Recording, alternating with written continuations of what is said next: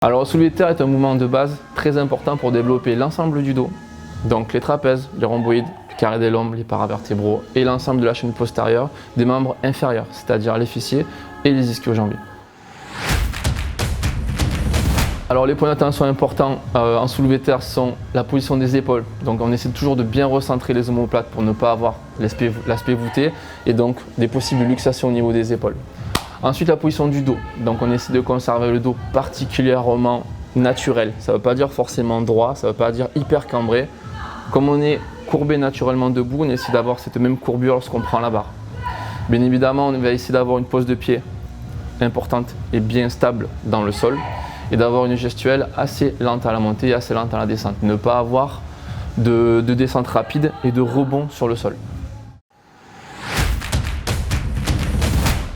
Les erreurs les plus courantes en soulevé de terre vont être bien évidemment la charge utilisée. Donc trop lourd, du coup vous n'allez plus du tout maintenir cette courbure naturelle au niveau du dos. Donc le dos va s'hyphoser et à ce moment-là on risque d'avoir énormément de pression au niveau des disques intervertébraux. Et ensuite il y a une erreur en général qui est commise, c'est un peu particulier, c'est la respiration. Alors il faut avoir un petit peu de blocage respiratoire lorsqu'on fait du soulevé de terre, c'est-à-dire on inspire à la descente. Hop, on bloque un peu la respiration au départ de la montée et on souffle sur la fin de la montée.